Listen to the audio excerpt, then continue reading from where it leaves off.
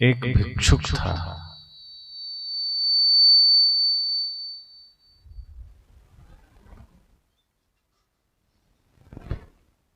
गांव के बाहर एक बड़े से टीले पर रहता था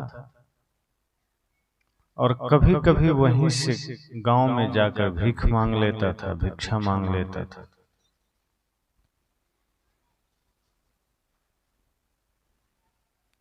और भिक्षा मांगने के बाद उसी टीले के ऊपर आकर के वहीं बैठता, लेटता, वहीं मांगी हुई भिक्षा से अपना कुछ पेट भर लेता। वहां उस टीले से उसको इतना लगाव हो गया कि उस जगह से वो दूसरी जगह जाना ही नहीं चाहता था।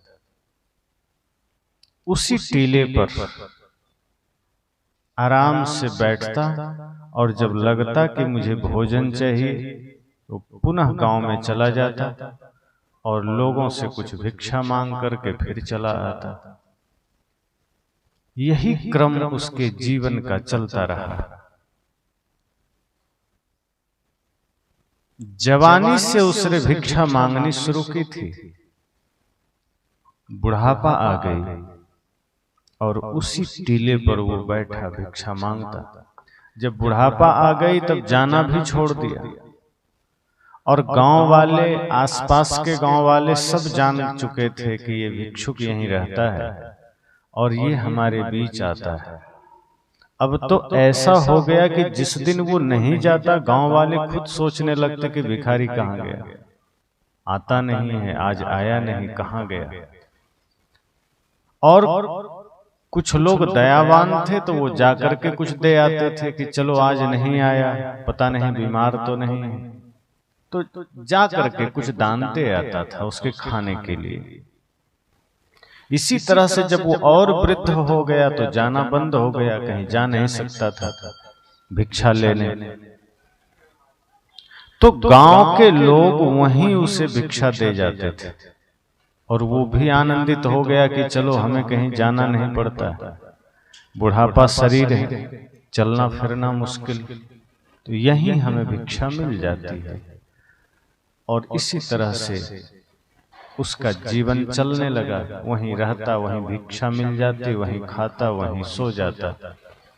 इस तरह से एक दिन वो मर गया। अब गांव वाले जब वहां पहुंचे और उन लोगों ने देखा कि ये भिखारी तो गुजर गया, मर गया, तो फिर लोगों ने सोचा कि इसके न परिवार है, न इसके कोई जान पहचान वाले हैं, आखिर इसका अंतिम संस्कार करेगा कौन? अंतिम संस्कार जरूरी है, ऐसे छोड़ दिया तो ये लाश गंध करेगी। तो गांव वालों ने सोचा कि अब हम लोगों को ही इनका अंतिम संस्कार करना पड़ेगा और हमें ही सारा विधि विधान करना पड़ेगा। तो चलो नदी किनारे उठा करके अर्थी पर रखते हैं, इन्हें वहीं जला देते हैं। तो कुछ बुजुर्गों ने कहा कि इतनी जहमत क्यों उठाओगे, इतनी चेष्टा क्यों करोगे, ये जिस टीले पर बैठ करके भिक्षा मांगा है जीवन भर, ये टीला में ही इसको गाड़ दो। सबसे सरल उपाय, कहीं जाने की जरूरत नहीं है। जिस मिट्टी के टीले पर, जिस ऊंची जगह पर ये बैठता रहा, जिस जगह ये मरा है, इसका कोई उपयोग भी तो नहीं है, गांव से बाहर है, इसी को खोदो और इसी में इसको डाल दो। लोगों ने कहा हाँ ये सरल उपाय है। फावड़ा लेकर आए सभी लोग और जब टीले को खोदना शुरू किए तो कुछ ही दूर खोदा होगा कि उसमें सोने चांदी का भंडार मिल गया। घड़ा से भरा हुआ आभूषण है, सोने चांदी, कीमती हीरे जवाहरात। गांव वालों की आंखें फटी की फटी रह गई। सबने सोचा कि ये तो आश्चर्य हो गया, इस मिट्टी के नीचे इतने कीमती आभूषण, हीरे जवाहरात, और इसके ऊपर बैठ करके ये जीवन भर भीख मांगता रहा। जहां ये बैठता था उसके नीचे सोना गड़ा था, हीरा गड़ा था, चांदी थी, और ये आदमी जीवन भर 1-2 रुपया मांगता रहा। कभी ये जान न सका कि जहां से बैठ करके ये 2-4 रुपये मांग रहा है, अगर उस जगह को थोड़ा सा तलाश लेता, खोज लेता, तो शायद राजा भी इसके सामने गरीब हो जाता। इतनी दौलत, इतना धन, 1 किलो सोना भी किसी के पास आ जाए तो करोड़ों रुपए हो सकते हैं। ये तो पूरा कई घड़े भरे पड़े थे। गांव वालों ने सिर ठोक लिया, कहा कि ये आदमी तो व्यर्थ नाहक मर गया 2-4 रुपया मांगते मांगते। कभी भी अपने टीले को खोद कर नहीं देखा, कभी भी अपने टीले को जांच पड़ताल नहीं किया, वरना इसकी तो दरिद्रता मिट जाती, कई पीढ़ियां इसकी ठीक हो जाती। और ये बेचारा धन के खजाने पर बैठा हुआ और बाहर भीख मांगता रहा, बाहर दौलत मांगता रहा, और अंततः मांगते मांगते मर गया। वहां कुछ बुजुर्ग खड़े थे जिन्होंने अपने जीवन के अनुभवों को साझा किया। कहा, मेरे मित्रों, हम और तुम भी यही कर रहे हो। हम सब भी अमूल्य खजाने पर बैठे हैं। हमारे भीतर भी आत्मा रूपी परमात्मा का अनमोल खजाना है, शांति का खजाना है, लेकिन हम भी मनुष्य शरीर रूपी टीले पर बैठ करके जीवन भर बाहर हाथ फैलाए रहते हैं, जीवन भर बाहर मुक्ति की भीख मांग रहे हैं, सुख की कामना कर रहे हैं, धन की कामना कर रहे हैं, स्वर्ग की कामना कर रहे हैं। इस मनुष्य जीवन रूपी टीले के भीतर प्रवेश करके देखते एक बार, तो आत्मा रूपी परमात्मा का अनमोल खजाना मिल सकता था। और जिसने भीतर पा लिया, जिसने आत्मा रूपी परमात्मा का परिचय जान लिया, फिर वो दरिद्र नहीं रहता, वो फिर गरीब नहीं रहता, वो भिखारी नहीं रहता, वो सम्राट हो जाता है। जिसने स्वयं को जान लिया, जिसने भीतर अपने को ही पहचान लिया, फिर उसकी दरिद्रता मिट जाती है। बुजुर्गों ने कहा कि हम सब भी तो यही कर रहे हैं। बाहर पति पत्नी में सुख मांग रहा है कि तुम सुख दे दो, पत्नी चाहती है पति सुख दे दे, पिता पुत्र से सुख की कामना कर रहा है, पुत्र पिता से, मित्र मित्र से सुख की कामना कर रहा है। सब एक दूसरे से सुख की चाहत लिए बैठा है। हर किसी को लगता है कि सामने वाले में सुख है।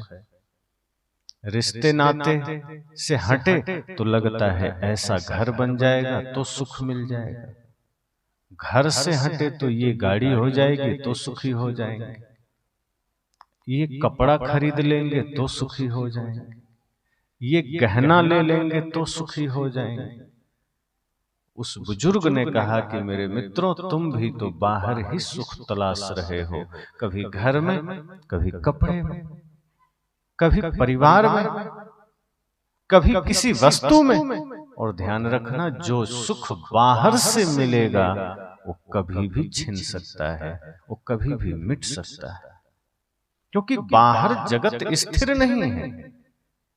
और सुख अगर अस्थाई चाहिए तो फिर अस्थाई से ही प्राप्त होगा, चलते फिरते से नहीं होगा।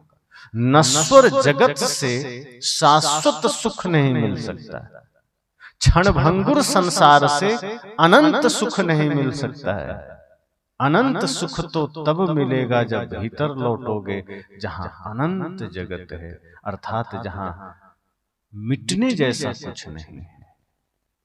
उस बुजुर्ग ने कहा कि तुम्हारी सारी कोशिशें जीवन भर बाहर भागने की, घर में कुछ तकलीफ हुई तो सोचते हो बाहर कुछ करने से समाधान हो जाएगा, बाहर कहीं दौड़ने से समाधान हो जाएगा। बाहर जितना भागोगे अपने सुख से दूर भागोगे। कहते हैं ना, मृगा नाभि है कस्तूरी, बन बन फिरत उदासी। अब कस्तूरी उसके नाभि में है और उसकी गंध उसे दौड़ाती है। वो गंध को लेने के लिए जंगल में जहां तहां दौड़ती है मृगा, लेकिन जीवन भर वो अपने गंध अर्थात कस्तूरी से अनजान है और दौड़ते दौड़ते मर जाती है। पर कस्तूरी मिलती नहीं क्योंकि है उसके नाभि में। सदगुरु कहते हैं इसी तरह सुख के लिए तुम भटक रहे हो। कहीं मंदिर चले गए सुख के लिए, कहीं मस्जिद चले गए, कहीं गुरुद्वारा चले गए, कहीं काशी, कहीं प्रयाग, कभी द्वारिका चले गए।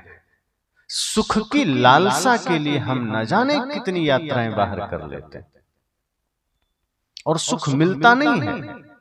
आदमी सुख के लिए जीवों की हत्या भी कर देता है। कई जगह ऐसे मंदिर मिल जाएंगे जहां पशु बलि दी जाती है और आदमी पशु की बलि दे देता है। किस लिए? हमारा परिवार सुरक्षित रहे।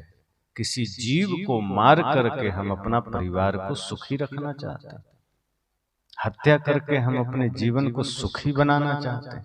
तो कोई मंदिर में जाके बलि दे रहा है, लक्ष्य क्या है? सुख। कोई चोरी कर रहा है तो चोर से पूछना कि तुम चोरी क्यों कर रहे हो, वो भी कहता है कि सुख के लिए, सुविधा के लिए। एक चोर अगर चोरी करता है तो सुख की लालसा है। एक व्यक्ति मंदिर में जाके पशु बलि देता है, सुख की लालसा है। कोई व्यक्ति नौकरी करता है, उस सुख की लालसा है। कोई नेता भ्रष्टाचार कर रहा है, सुख की लालसा है। वो भी फंड आया, बजट पास हुआ, खजाना से पैसा आ गया और काम कागज पर करके रिपोर्ट सबमिट कर दिया, पैसा ऊपरे ऊपर निकल गया, जमीन पर नहीं आया। क्यों? वो भी सुख के लिए कि हम सुखी हो जाएं। बाहर संसार से हम तमाम सुख की लालसा लेकर बैठे, भगवान से, संसार से, प्राणी से, पदार्थ से। एक एक पदार्थों में भी सुख की ही लालसा है। संत कहते हैं जो स्थिर ही नहीं है वो तुम्हें स्थिर सुख कैसे देगा। जो खुद चलायमान है, जो खुद चल रहा है, वो सुख कैसे देगा। एक बात और ध्यान दीजिए, अगर हम परिवार से सुख मांगते हैं, मान लीजिए कोई पति पत्नी से सुख मांग रहा है, पत्नी पति से या मित्र से या पिता से या पुत्र से, इस धरती पर जो आदमी खुद दुखी हो, जिसके पास खुद सुख नहीं है, वो आपको कैसे देगा? क्योंकि आप उससे मांग रहे हैं, वो आपसे मांग रहा है, या तो किसी और से मांग रहा है। यहां तो सब दूसरे से सुख मांग रहा है। सदगुरु कहते हैं अपने भीतर कभी लौटो तो सही। भीतर तो सुख का खजाना है, शांति का खजाना है। और यदि तुम अपने भीतर सुख जागृत कर पाए तो तुम दूसरों को भी सुख दे पाओगे। वही देता है जिसके पास अपना होता है। तुम खुद ही दूसरों से लेने की चेष्टा में हो और मिलता जीवन भर नहीं। कुछ भी हुआ हम बाहर तलाश करने लग जाते हैं कि सुख मिल जाए, सुख मिल जाए। संत कहते हैं बाहर जगत आपको सुविधा दे सकता है, संसार आपको सुविधाएं देगा, सुख नहीं देगा। अब जैसे बढ़िया घर बन गया तो घर सुख नहीं देता है, घर सुविधा देता है। अब बढ़िया गाड़ी खरीद लीजिए तो गाड़ी सुख नहीं देती, सुविधा देती है। भोजन आपको सिर्फ सुविधा देता है कि आप पेट भर सको, लेकिन अगर मन खराब है तो बढ़िया से बढ़िया भोजन आपको उल्टी हो जाएगा, नहीं खा पाओगे। अगर मन प्रसन्न है तो नमक रोटी भी लगता है हमने अमृत खा लिया। मन प्रसन्न है, आनंदित है तो भोजन भी अमृत बन जाता है। मन आनंदित है तो झोपड़ी भी महल बन जाता है। मन आनंदित है तो पैदल चलने वाला भी समझो विमान में चल रहा है। पर मन गंदा है और किसी आदमी को मन दूषित है, मन बोझिल है, आदमी टेंशन में है, डिप्रेशन में है, और उसको 5 नहीं 7 स्टार में बिठा दो कि बड़ा से बड़ा होटल में, वो आदमी वहां टेंशन में होगा, डिप्रेशन में, अवसाद में, पीड़ा में, काटेगा, महल काटने दौड़ेगा। किसी के जीवन में भयंकर दुख और उसे बढ़िया गाड़ी दे दो तो गाड़ी उसको बढ़िया जचेगी, वो गाड़ी काटने लगेगी। कोई आदमी पीड़ा में है, भयंकर दुख में, और बढ़िया भोजन सामने ला के रख दो तो भोजन अंदर जाएगा। वो आदमी को चिढ़ होगा कि क्या ये लोग मुझे कर रहे हैं, एकांत छोड़ दो, मुझे कुछ नहीं चाहिए, ये संसार की अभी कोई कामना नहीं। तो दुख जब भीतर पैदा होता है तो बाहर की सुविधाएं आपको सुख नहीं दे सकती, लेकिन हम सुख बाहर ही खोजते हैं। सुविधाओं में सुख थोड़े है, सुख अपने भीतर है। और अपने भीतर का मतलब कि जितना हमारा मन बाहर दौड़ रहा है उसको अपने में लौटा लीजिए, सुख मिल जाएगा। दुख है क्या? अपने से बाहर मन को भटकाना। अब हमारे जरूरत नहीं है, फिर भी हमने किसी का गाड़ी देखा और मन ने कहा कि जब वो ले सकता है तो अपने द्वार पर गाड़ी क्यों नहीं। आवश्यकता नहीं है, लेकिन मन ने आपको भटका दिया। अब आप पड़ोसी के देखा देखी में आप भी गाड़ी खरीद ली। मन ने कहा कि पड़ोसी के घर में तो 50 इंची, 60 इंची, 100 इंची का टीवी लगा, अब तुम अभी भी वही 22 इंची वाला रखे हो। इतने दिन पूरे तुम्हारे आ गए, अरे कोई देखेगा तो क्या कहेगा। अब आप सोचते हैं बात तो ठीक है, जरूरत नहीं थी, 22 इंची से काम चल रहा था, 24 इंची से काम चल रहा था, अरे काम तो मोबाइल से भी चल रहा था, लेकिन चूंकि पड़ोसी ने इतना बड़ा लगाया है तो हमारे घर में होना ही चाहिए, वरना हमारा क्या कहेगा, समाज क्या कहेगा हमारे बारे में। और हमने टीवी खरीद लिया, गाड़ी की आवश्यकता नहीं थी, पड़ोसी का देखा गाड़ी खरीद लिया, पड़ोसी को देखा ब्रांडेड कपड़े पहना है, हजारों रुपए मीटर का। अब किसी ने कह दिया कि क्यों भाई, तुम तो बड़ा साधारण कपड़ा पहने हो, तुम्हारा पड़ोसी तो महंगा पहना था। अब बात एकदम हृदय को जच गई, लग गई कि ऐसा कैसे, भले ही हम सूखी रोटी खा लेंगे, कपड़े तो ब्रांडेड ही पहनेंगे।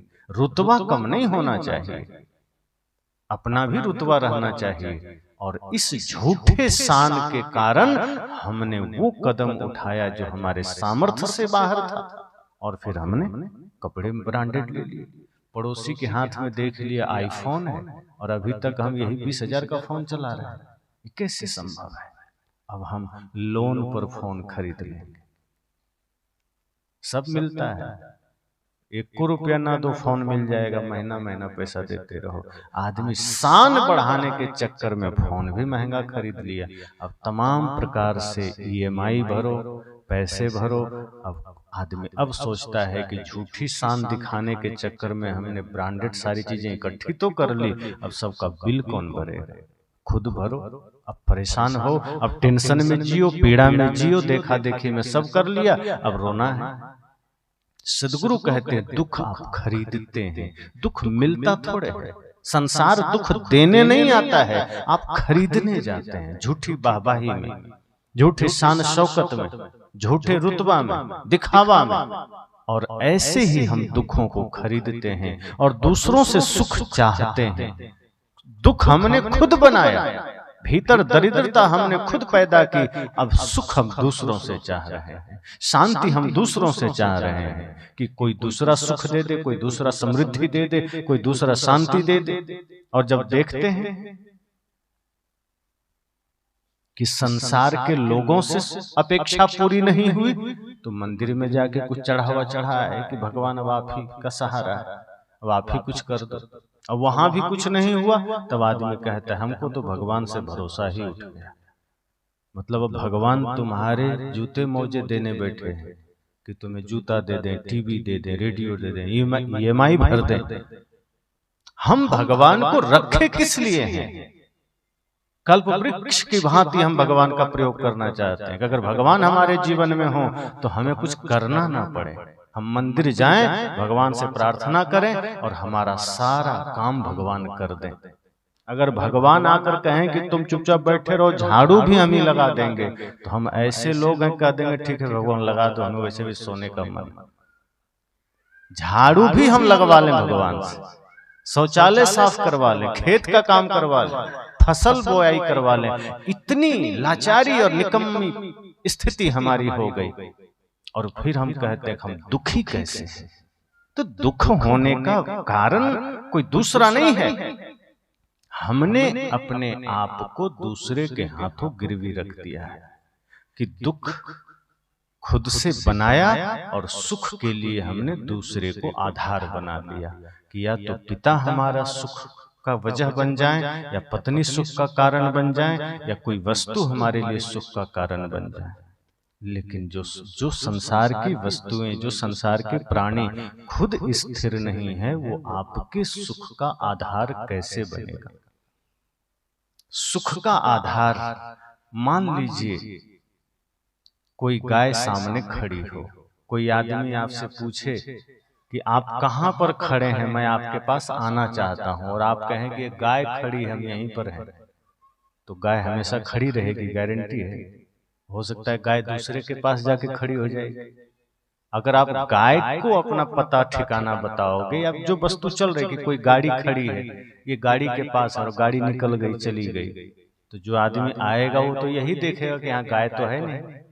अब गाय नहीं है तो गाय किसी और के पास है, तो वहां चला जाएगा। आपने पता ही गलत चुना है। अगर पेड़ कहते तो बात समझ में आती, कोई मकान कहते तो बात समझ में आती, क्योंकि वो अस्थाई चीज है। हमने अस्थाई को अपना आधार बनाया, अपना निशाना चुना, अपना प्रमाण चुना। सद्गुरु कहते हैं इसी तरह आप संसार को सुख का आधार बनाते हो, प्राणी को आधार बनाते हो, वस्तु को आधार बनाते हो, और वो कभी आपको सुख नहीं दे सकता, क्योंकि उसमें सुख है ही नहीं। वो खुद दुखी है, संसार खुद दुखी है, और हम संसार से ही सुख चाहते हैं। तो सद्गुरु कहते हैं कि जैसे उस भिखारी ने, जैसे उस भिक्षु ने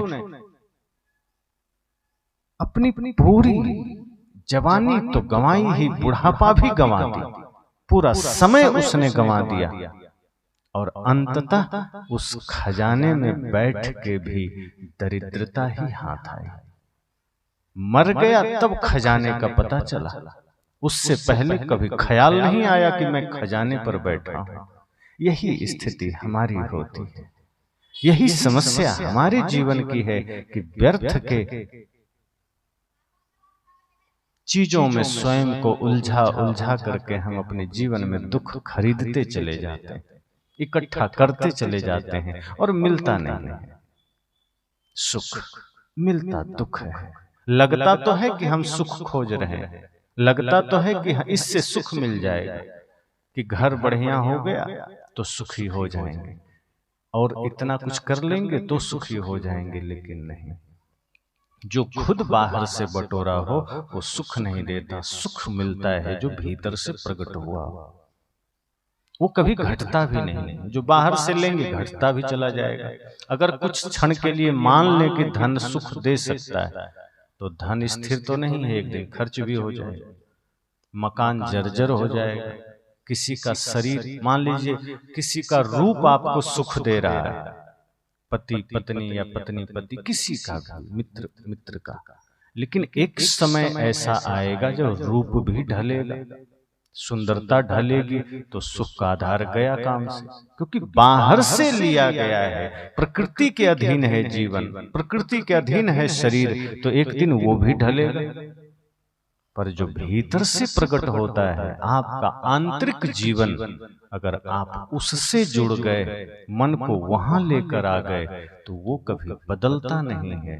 और जब कुछ बदलेगा नहीं तो सुख स्थिर हो जाएगा, फिर सुख मिटेगा नहीं।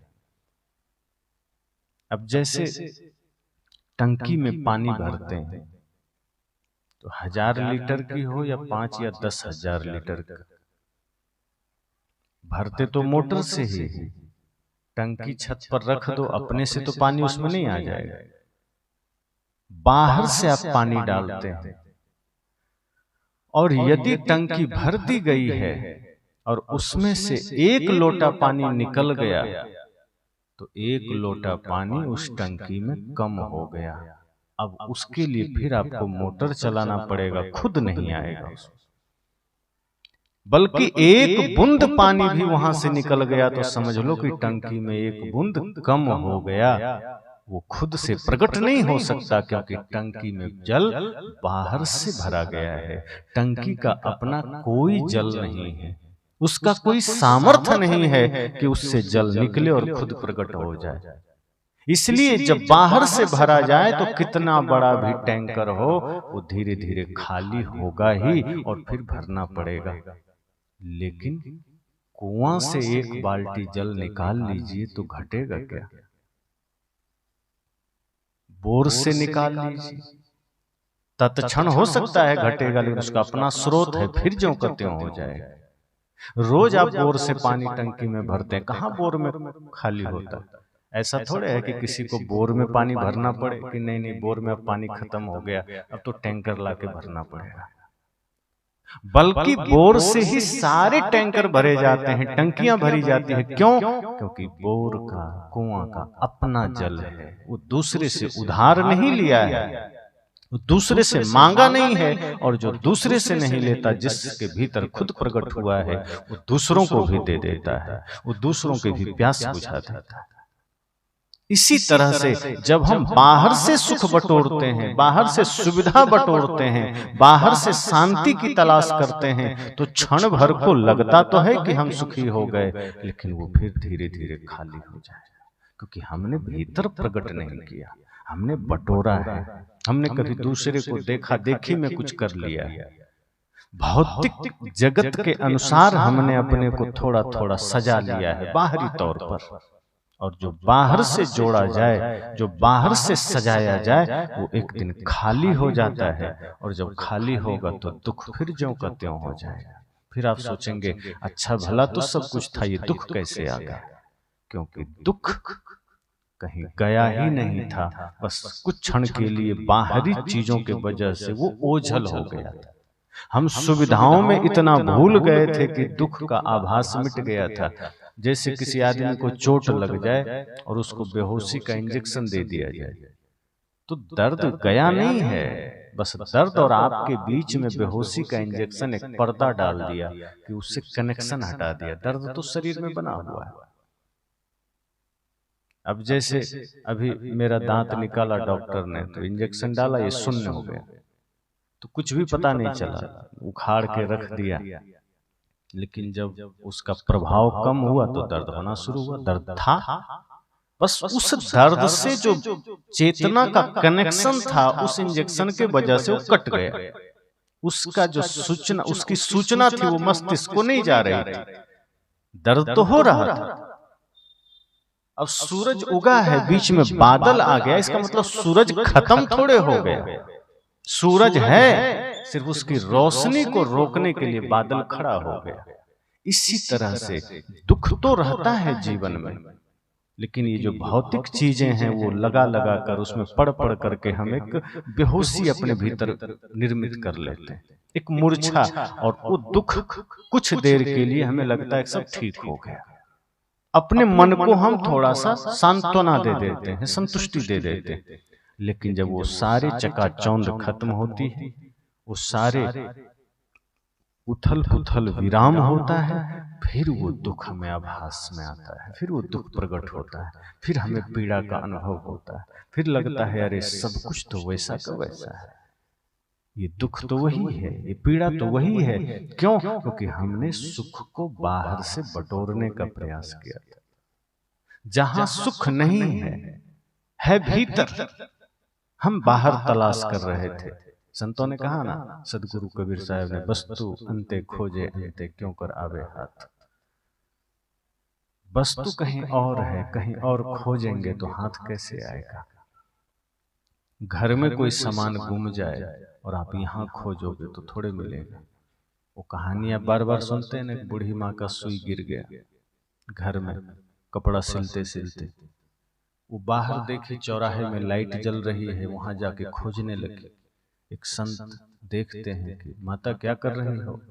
वो सुई गिर गई है। तो ठीक है, मैं भी मदद कर दूं। आधे घंटे उन्होंने भी मदद किया, कहा नहीं मिला। बूढ़ी माँ ने कहा कि मैं भी तो बहुत देर से कोशिश कर रही हूं, मिल ही नहीं रही सुई। संत ने कहा गिरा कहाँ था? कहा घर में। कहा फिर यहाँ क्यों खोज रहे? कहा यहाँ प्रकाश है इसलिए। कहा तो प्रकाश भले यहाँ है पर वस्तु तो यहाँ नहीं है। वस्तु तुम्हारे घर में है, प्रकाश यहाँ है। इतना करो कि इस प्रकाश से कुछ शिक्षा लेकर के घर में भी प्रकाश कर लो, मिल जाएगा। प्रकाश यहां है, इसका मतलब वस्तु यहां नहीं मिल जाएगा। संत गुरुजनों का जीवन प्रकाशित है, उनसे हम इतनी प्रेरणा लें कि वही ज्ञान, वही भक्ति हमारे जीवन में आ जाए, हमारा जीवन प्रकाशित हो जाए। और जैसे ही जीवन प्रकाशित होगा, भीतर अनंत सुख का खजाना है, वो मिल जाएगा। फिर बाहर जाने की जरूरत नहीं, क्योंकि खोया भी तो यही है, बाहर थोड़े खोया। सुख खोया तो हमने ही है और यही खोया है, बाहर नहीं खोया। भीतर ही हमने उसे ठुकराया है, अपने को हमने खुद ही भुलाया है। संत कहते हैं इसलिए आप जिस जीवन में हो ये बड़ा महत्वपूर्ण है, कीमती जीवन है, साधारण नहीं है। सदगुरु कबीर ने तो इसे हीरे से तुलना किया कि मनुष्य जीवन हीरे की भांति है, ये साधारण नहीं है। इसको अगर प्रपंच में लगा रहे हैं, दुनियादारी में लगा रहे हैं, निंदा शिकायत चुगली में लगा रहे हैं, तो समझना ये हीरे रूपी जीवन को कंकड़ बना रहे हैं। ये हीरा है मानव जीवन, बल्कि हीरा से भी कीमती। सदगुरु कबीर अब हीरा से उदाहरण इसलिए दिया कि हीरा से ज्यादा कीमती आभूषणों में कोई और नहीं है। तो सबसे जो कीमती चीज है, उससे सदगुरु कबीर ने जीवन का तुलना किया। अर्थात ये मानव जीवन एक अवसर है। और ये भी बात है कि मनुष्य को छोड़कर बाकी जितने जीव हैं सब पूर्ण हैं अपने अपने प्रकृति में। इस धरा पर सिर्फ मनुष्य ही अधूरा जन्म लेता है, पूरा जन्म नहीं लेता। ये मानव जीवन सिर्फ आरंभ है, यहाँ आपको कुछ करना होता है। कुत्ता, बैल, गधा, भैंस, बकरी को कुछ नहीं करना होता, वो जन्म से ही पूर्ण है। आप किसी कुत्ता को देखकर ये नहीं कह सकते कि अभी तो ये कुत्ता नहीं बना है, अभी इसको समय लगेगा। पूर्ण कुत्ता है वो, बचपन से ही भूखने की आदत है, झपटने की आदत है, सब कुछ है उसमें, पूरा कुत्तापन है। लेकिन आदमी को जब आप देखते हैं तो कहते हैं अभी लगता है आदमी नहीं बना है। देख रहे हो, आदत ठीक नहीं। इसलिए वेद के ऋषियों ने कहा था मनुर्भव, मतलब मनुष्य बनो। कुत्ता को नहीं कहा कुकुर भव, कि गधा भव कहा है, नहीं। वो जानते थे गधा पूरा गधा है, उसमें भी कमी नहीं है कि अब कुछ दिन ये और 2-4 साल लगेगा तब ये गधा बनेगा, कि कुछ दिन और लगेगा तब ये घोड़ा बनेगा, तब ये ऊंट बनेगा। नहीं, वो जन्म से गधा है, जन्म से घोड़ा है, कुत्ता है। आदमी जन्म से नहीं आदमी हो पाता। तभी तो कहते हैं पहले तुम आदमी तो बन जाओ।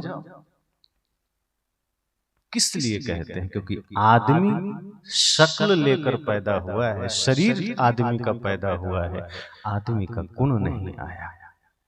तो आदमी अधूरा होता है, मनुष्य अधूरा है।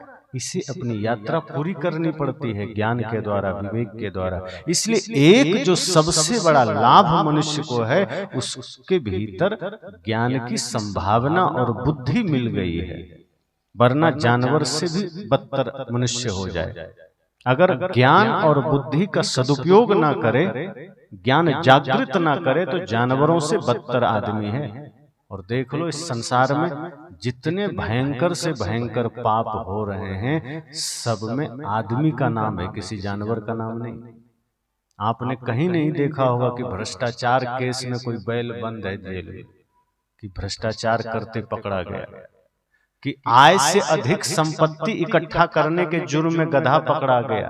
अरे घोड़ा गधा को तो अगले क्षण क्या खाएंगे उसकी भी चिंता नहीं है, खाने दो, उसी पर खा के टट्टी पेशाब कर देता है। वो इतना निश्चिंत है, उसको चिंता ही नहीं है। पर आदमी 200 पीढ़ी आगे तक का धन इकट्ठा करने की सोचता है। किसी भी हत्या के जुर्म में कोई जानवर बंद नहीं है। शेर इतने जानवरों को मारता है, लेकिन उस पर कभी 302 का धारा नहीं लगा, क्योंकि उसने ये जानबूझकर नहीं किया है। ये उसकी प्रकृति है, ये उसका प्रकृति का एक चक्र के अनुसार उसका जीवन है। और जब पेट भर जाए तो अपना चुपचाप मांद में रहता है। पैसे लेकर हत्या नहीं करता, पेट के लिए मारता है, खा के अपना काम बन गया, चल दिया। कोई जानवर हत्या के दोषी नहीं है, हत्या का मुकदमा मनुष्य पर है। दुनिया भर के व्यभिचार का मुकदमा मनुष्य पर है, दुनिया भर के भ्रष्टाचार का मुकदमा मनुष्य पर है। क्यों? क्योंकि मनुष्य अधूरा है, और अधूरा में जब ये ज्ञान की दिशा नहीं पकड़ता है तब वो अज्ञान के अंधेरे में चला जाता है। और जब अज्ञान के अंधेरे में मनुष्य चला गया तो बुद्धि तो है, फिर बुद्धि का दुरुपयोग शुरू हो जाता है। जानवरों के पास सब कुछ सीमित है, प्रकृति के रूप से उसको जितना है उतना पर्याप्त है, उसमें वो कम ज्यादा नहीं हो सकता। गाय को महीनों अगर बूचड़ खाना में बांध दिया जाए तो मांस नहीं खा सकती। कुसंग का कोई प्रभाव गाय पर नहीं हो सकता, गधा पर नहीं हो सकता। तंबाकू के खेत में भी गधा को पहुंचा दो तो तंबाकू के पत्तों के बीच में उगी हुई घास खा लेगा, लेकिन तंबाकू के पत्ते में मुंह नहीं लगाएगा। वो प्रकृति में जी रहा है। चारों तरफ शराब रख दो और गाय को वहां छोड़ दो तो नहीं मुंह लगाएगा। एक बार गंध मिल गया फिर उधर से मुंह मोड़ लेगा। वो प्रकृति में है। और बिल्ली और शेर को रोज सत्संग सुनाओ तो वो माला नहीं ले लेगी। बिल्ली रोज सत्संग सुने तो धार्मिक हो जाएगी, प्रकृति में है, वो अपना स्वभाव नहीं छोड़ेगी। अगर यहाँ शेर को बैठा दिया जाए और रोज अहिंसा पर 1 घंटा प्रवचन उसको सुनाया जाए और पिंजरा खोलो तो तुरंत वो खोजेगा किसको खा के अपना पेट पूरा कर ले। उसको अहिंसा से मतलब नहीं है, हिंसा उसका स्वभाव है। तो आदमी अधूरा है, जानवर पूरे हैं, तो आदमी के पास संभावना भी है कि आदमी अगर चाहे तो अपनी अधूरी यात्रा को पूरी कर सकता है। आदमी चाहे तो ज्ञान ध्यान सत्संग से स्वयं को स्वर्ग के द्वार तक ले जा सकता है, और अगर ना चाहे तो आदमी नर्क के द्वार में भी खड़ा हो सकता है। इसलिए अगर तुलसीदास जी ने कहा साधन धाम मोक्ष कर द्वारा कि यह मनुष्य जन्म मोक्ष तक जाने का साधन है, तो ये भी सत्य है कि नरक में जाने का भी साधन मनुष्य जीवन है। क्योंकि अन्य खानियों में जो कुछ भी होगा वो फिर उसकी कर्मों में गिनती नहीं होगा, क्योंकि वो तो बेचारा मनुष्य जीवन में किए हुए पाप के फल ही पा रहे हैं। तो उन कर्मों का फल अब गिनती में नहीं आएगा कि उसने किसी को मार दिया तो फिर से उसको नरक मिलेगा। अगर कोई कुत्ता जोनी में है, कोई शेर जोनी में गया आदमी मर के, तो वहां किए गए कर्मों का हिसाब नहीं होता, क्योंकि वो सिर्फ फल भोगने गया है। क्योंकि वहां सिर्फ वो अपने किए गए कर्मों का परिणाम पा रहा है। मनुष्य जीवन में जो कर्म होता है लेखा जोखा इसी का होगा। अगर अच्छा करेंगे तो अच्छा परिणाम, बुरा करेंगे तो बुरा परिणाम। इसलिए हम सबको सजग होने की आवश्यकता है, क्योंकि मनुष्य जीवन अधूरा है। मैंने कहा इसको पूरा करना पड़ता है। पूरा करने के लिए आपको सही दिशा चाहिए। अगर गलत दिशा में गए तो खाली रह जाएंगे। लगेगा बहुत कुछ बटोरा है, लेकिन अंत में दोनों हाथ खाली। सिकंदर जब चला संसार में दौड़ा, कोहराम मचाया, तो लगा कि पूरी दुनिया हमारी मुट्ठी में है, लेकिन जब मरा तो मुट्ठी भी बांधने में सक्षम नहीं था। अपनी ही मुट्ठी वो खुली रखा और कहा भी कि अर्थी से बाहर कर देना, ताकि दुनिया ये देख सके कि सिकंदर जैसा आदमी भी मरा तो दोनों हाथ खाली थे। तो बाहर की यात्रा में बटोरेंगे बहुत कुछ, इकट्ठा बहुत कुछ करेंगे, हाथ कुछ नहीं आएगा। इसलिए सदगुरु कहते हैं कि मनुष्य जीवन अधूरा है, पूरा करना है तो भीतर लौटो, बाहर नहीं। बाहर दौड़ोगे तो और अधूरे हो जाओ और खुद से दूर हो जाओ। इस समस्या ऐसी है कि हम सुख के लिए बाहर दौड़ते हैं, और जितना बाहर दौड़ते हैं सुख हमसे उतना दूर जाता है। शांति के लिए हम बाहर दौड़ते हैं, और जितना दौड़ते हैं उतना शांति हमसे दूर जाती है। इसलिए वस्तुओं में सुख नहीं है, वस्तु सुविधा के लिए है, धन सुविधा के लिए है। धन मंजिल नहीं है, मार्ग है। यह बात सदैव ध्यान रहे। जो मार्ग है उसका मार्ग जैसा ही उपयोग करिए। धन जीवन के लिए अनिवार्य है, आवश्यक है, पर जिस हेतु आवश्यक है वही काम करिए। अगर धन कपड़े की व्यवस्था के लिए है तो कपड़े की व्यवस्था करिए, धन खाने पीने की व्यवस्था के लिए है तो भोजन के लिए करिए, घर दुकान मकान के लिए है तो वो करिए, गाड़ी बंगले के लिए है वो करिए, बाहर की एक एक व्यवस्था के लिए धन है आप वो करिए। लेकिन धन है अब जुआ में चले गए, धन है हत्या करवा दिए, धन है किसी का जमीन हड़प लिए, धन है तो इधर का उधर कर दिए, हेरा फेरी कर दिए, और धन है व्यभिचार कर लिए। सदगुरु कहते हैं फिर तुमने धन से ही अधर्म को पैदा कर लिया, फिर धन को ही तुमने अधर्म का माध्यम बना लिया, और जो धन भी धर्म का माध्यम बन सकता था वो ना हो सका। तो बाहर जितना दौड़ेंगे वो सब सुविधाओं का संसार है, व्यवस्थाओं की दुनिया है कि आप जितना बटोर लें आपकी सुविधा बड़ी हो जाएगी, व्यवस्था बड़ी हो जाएगी, पर अंततः शांति भीतर लौटने में है, आनंद भीतर लौटने में है। भीतर लौटने का अर्थ यही है कि जो मन बहिर्मुख है, किसी दूसरे का देख देख करके मन में लालच पैदा हो रहा है, क्रोध पैदा हो रहा है, काम पैदा हो रहा है, उस मन को अपने में ले आइए। अपने भीतर जब ले आएंगे तो लालच खत्म, कामना खत्म, अहंकार खत्म, क्रोध खत्म, और ये विकार ही दुख के कारण है। आप खुद अनुभव करिए, कई बार छोटी छोटी बातों में आप क्रोधित हो जाते हैं, और कई बार तो फिजूल के क्रोध आते हैं, और जब क्रोध आ जाते हैं कुछ अनिष्ट हो जाता है, बाद में आप सिर पर हाथ रख के पश्चाताप करते हैं कि कैसे हमने क्रोध कर दिया, कैसे भूल हो गई हमसे, हमने गाली क्यों दे दिया, ये मन में कामना क्यों जग गई। कई बार आप कुछ कर्म कर देते हैं और बाद में पश्चाताप के आंसू में आप रोते हैं, जलते हैं। वही जब जागृति भीतर आती है तब हमें पता चलता है कि हमने भूल किया, कि हमसे भूल हुई। क्रोध के समय तो बड़ा आनंद आया, जोश में थे, क्रोध कर बैठे, अहंकार के समय तो थोड़ा भी आभास न हुआ, अहंकार आपको अपने से बाहर कर दिया। लेकिन जब होश जगता है तब पता चलता है कि व्यर्थ का अहंकार हम कर बैठे, व्यर्थ का क्रोध कर बैठे, व्यर्थ की गाली दे बैठे। मौन भी रहा जा सकता था, शांत भी रहा जा सकता था, हम तो क्षण भर में उद्विग्न हो गए, उद्वेग में आ गए। मतलब अभी भी हमारी भक्ति, हमारी सेवा किसी काम का नहीं। हम भक्ति तो कर रहे हैं, अगर क्रोध आ गया मतलब भक्ति किसी काम का। भक्ति से ज्यादा प्रभाव क्रोध का है कि वो पहले आ गया। अगर एक तरफ आपके हृदय में भक्ति है और किसी के वजह से क्रोध पैदा हो सकता है और हो गया, मतलब भक्ति थी ही नहीं। भक्ति हृदय में रहे और कोई क्रोध दिलावे तब भी नहीं आएगा। क्रोध आता ही तब है जब हृदय भक्ति से सूना है।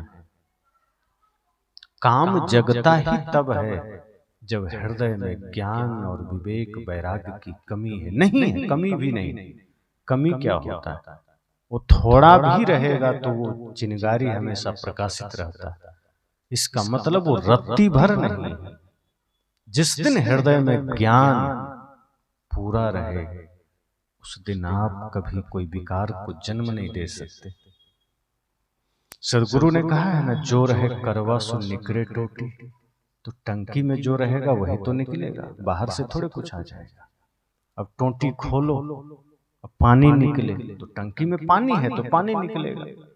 अब हम खोलें नल, चाहे आप खोलो, पानी भरा है तो पानी ही निकलेगा। ऐसा तो है नहीं कि मैं खोलूंगा तो पानी आएगा और आप लोग खोलेंगे तो तेल आने लगेगा। अब तेल आने लगेगा तो हम खोलेंगे तब भी तेल आएगा, अगर उसमें तेल भरा है। अगर हमारे हृदय में कचरा है तो कोई भी सक्षम हो जाएगा फिर आपके भीतर से क्रोध निकालने को। इसलिए सदगुरु कहते हैं कि मन को अंतर्मुखी करो, अपने भीतर लाओ। जब अपने भीतर लाएंगे तो संसार से जैसे ही मन हटेगा विकार छटेंगे, फिर माया का प्रभाव कम होगा। माया हमें फंसा फंसा कर संसार में रिझाती है, उलझाती है, और जब माया हमें उलझाती है तो मन वहां जा जा करके डेरा डाल देता है। और जब मन संसार से जुड़ जाता है तो मन और संसार अर्थात मन और माया के संयोग से विकारों का जन्म होने लगता है। फिर क्रोध जगेगा, काम जगेगा, लोभ जगेगा, अहंकार जगेगा। सदगुरु कहते हैं जब मन को तुम अपने भीतर ले आते हो तो फिर माया कुछ नहीं कर पाती, संसार भी कुछ नहीं कर पाता, क्योंकि मन के ही माध्यम से संसार भीतर आता है। अगर मन वश में हो गया तो ये आंखें जाएगी जगत में, लेकिन ये गंदगी नहीं देखेगी।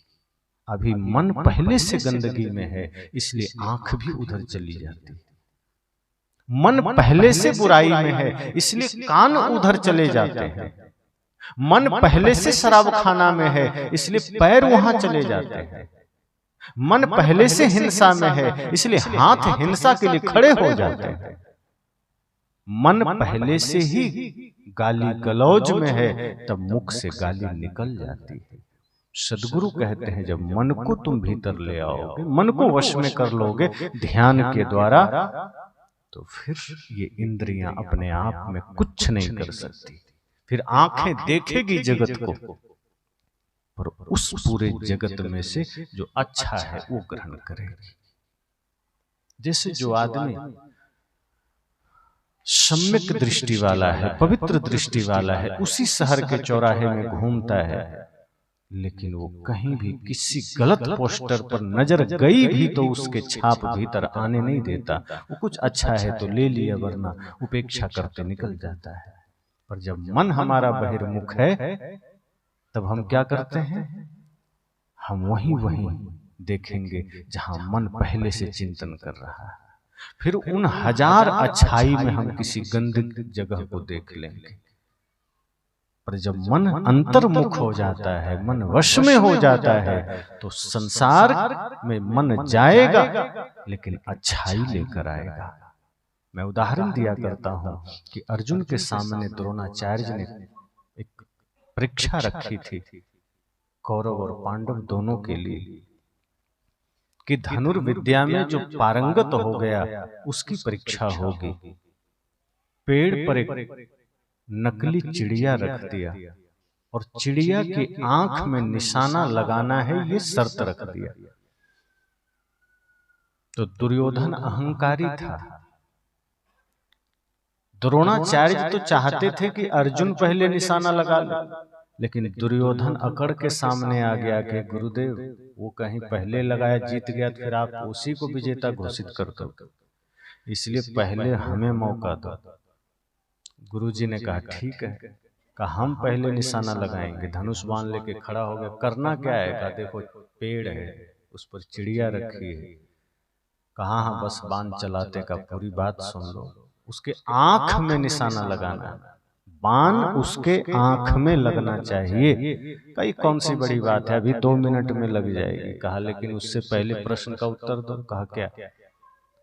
कहा तुम्हें दिखाई क्या दे रहा है? हंसने लगा। कहा कि आप भी पागल हुए हैं, पेड़ दिख रहा है, पहाड़ पीछे दिख रहा है, नदी दिख रही है। द्रोणाचार्य ने कहा निकल जाओ, साइड हो जाओ। कहा क्यों? कहा तुमसे नहीं हो पाएगा। कहा गुरुजी अभी हमको बाण चलाने तो दीजिए, क्या फिजूल का प्रश्न कर रहे हैं? प्रैक्टिकल है, आप मुझे सवालों में उलझा रहे हो। एग्जाम तो प्रैक्टिकल है ना। कहा लेकिन शर्त में ही सब समाया है। अगर तुम प्रश्न का उत्तर ही गलत दे रहे हो तो निशाना तुम नहीं लगा सकते, साइड हो जाओ। अहंकार में दुर्योधन को गुस्सा तो आया, लेकिन अब गुरुजी हैं, क्या करें, साइड हो गए। उसे लगा कहीं गुरुजी कोई छल न कर दे। दूसरा आया। अब गुरुजी ने भी ठान लिया कि पहले अब सबको मौका दे दें, अर्जुन को लास्ट में ही देंगे। अब एक एक करके सब आया। पहली बात क्या दिख रहा है? सबने वही चिड़िया, पेड़, पहाड़। जो भी कहता कि पेड़ पहाड़, गुरुजी कहते धनुष रखो, लाइन में उधर खड़े हो जाओ। बाकी लोग समझ ही ना पाए कि ये मामला क्या है। अरे निशाना लगाना है तो बाण चलाने तो दो, प्रश्न पूछ के साइड कर दे रहे। पांडवों में से भी युधिष्ठिर का भी एग्जाम हो गया, उसने भी वही पेड़ पहाड़ बोला, भीम ने भी पेड़ पहाड़ बोला। अंत में अर्जुन की बारी आई। अब दुर्योधन एकदम शांत खड़ा था कि देखते हैं कोई छल तो नहीं करेंगे गुरुजी। अर्जुन से भी वही सवाल कि बेटा आखिरी उम्मीद अब तुमसे है, बाकी तो सब फेल हो गए, तुम बताओ तुम्हें क्या दिख रहा है। अर्जुन ने कहा गुरुदेव मुझे चिड़िया के आंख की पुतली के अलावा कुछ भी नहीं दिख रहा है। गुरुदेव ने कहा बाण मारो तुम सफल हो जाओगे। बाण मारता है, चिड़िया के आंख में बाण लग जाता है। दुर्योधन ने कहा हमको मारने नहीं दिए। कहा जब मारने तब देते ना जब तुम लक्ष्य साध लिए होते। तुम तो पहाड़ भी देख रहे हो, पेड़ भी देख रहे हो, तुम्हें बाण अगर चिड़िया के आंख में मारना है तो पेड़ पर ध्यान क्यों लगा रहे हो? तुम्हें पेड़ क्यों दिखाई दे रहा है? ऐसा नहीं है कि दुर्योधन जब बाण लेकर खड़ा था तो पेड़ पहाड़ थे और अर्जुन जब आया तो पहाड़ हटा दिए गए, पेड़ हटा दिए गए। नहीं, तब भी पेड़ थे, तब भी पहाड़ थे, लेकिन अर्जुन की दृष्टि ऐसी थी कि वो जानता था कि अगर लक्ष्य हमारा चिड़िया की आंख है, दुनिया खड़ी हो मुझे क्या लेना देना। सद्गुरु कहते हैं अगर साधक अपने मन को वश में कर लेता है, अंतर्मुखी कर लेता है, तो दुनिया की किसी भीड़ में खड़ा हो जाए उसकी आंखें वहीं देखेगी जहां उसका मन उसे ले जाए। और मन चूंकि अब सुमन हो चुका है, पवित्र हो चुका है, तो वो पवित्र मन उसे कभी गंदगी में नहीं ले जाए।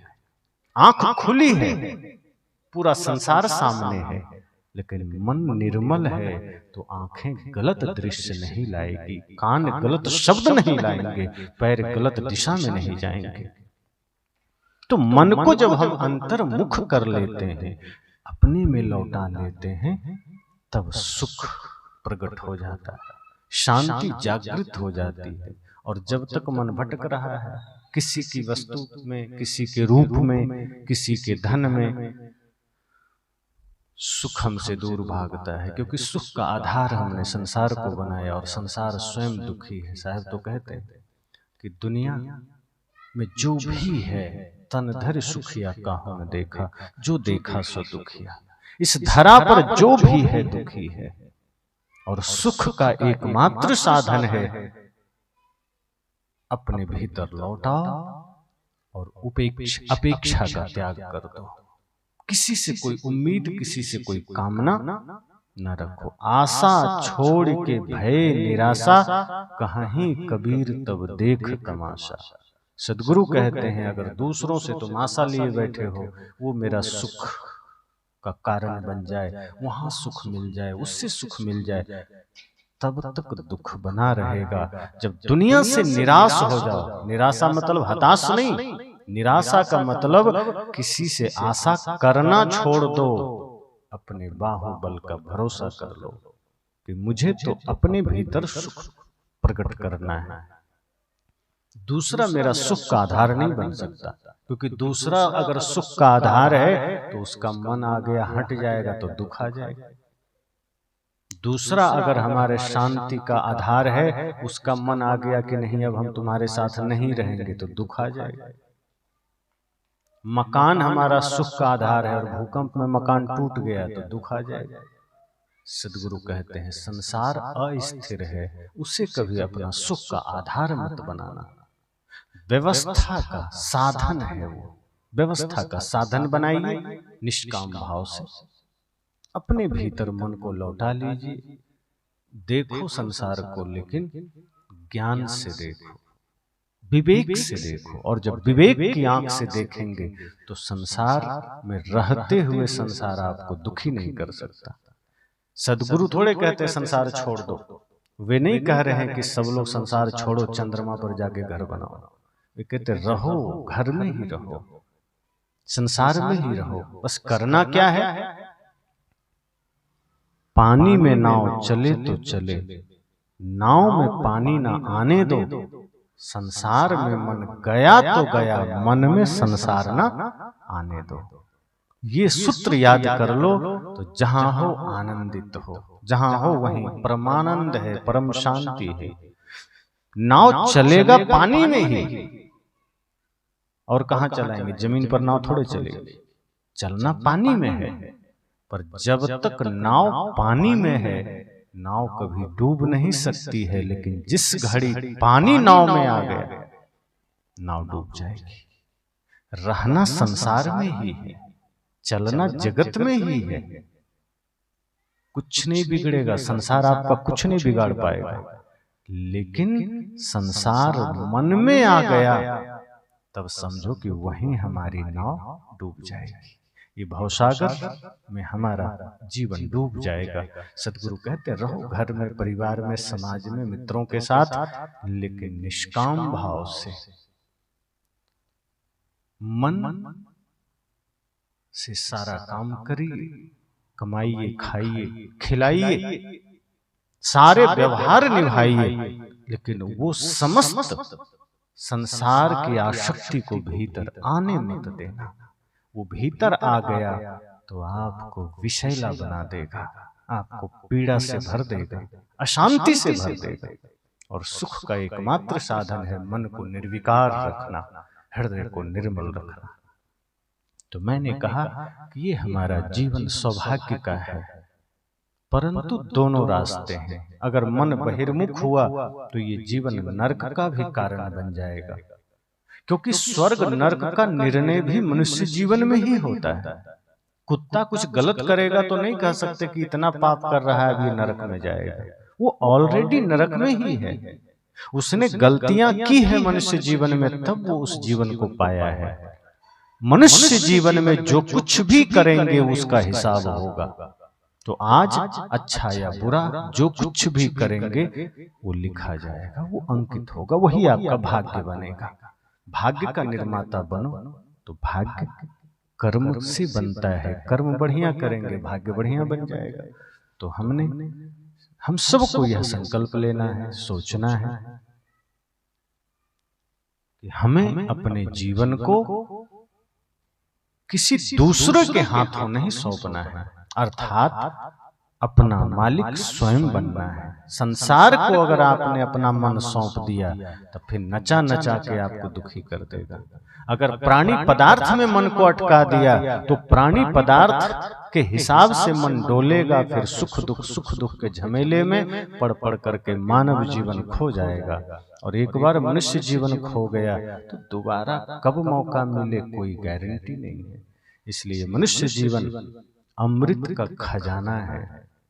ये मानव जीवन रूपी टीले पर बैठ करके संसार से भिक्षा मांगने की जरूरत नहीं है। ये मनुष्य जीवन खुद अमृत का खजाना लेकर बैठे। जैसे ही मन भीतर लौटेगा, वो समस्त ज्ञान का खजाना, शांति का खजाना जागृत होगा। फिर आप पाएंगे कि बाहर तो व्यर्थ ही मन ले जा रहे थे, बाहर व्यर्थ ही भटक रहे थे। संसार सिवाय पीड़ा के कुछ नहीं है, आनंद भीतर है। तो इसी मंगल कामना के साथ कि हम सबके जीवन में आनंद की धारा बहे, इसके लिए साधना करिए, ध्यान करिए। ध्यान जीवन में रहेगा, कभी दुखी नहीं हो सकते। इसलिए कोई भी हो, अमीर गरीब गृहस्थ विरक्त, ध्यान सबको करना चाहिए। ध्यान से जुड़िएगा, संसार आपको दुखी नहीं कर सकता। फिर आप अपना मालिक बन जाएंगे, आप सुख का स्वामी बन जाएंगे। ध्यान ही एकमात्र रास्ता है सुखी होने का। बस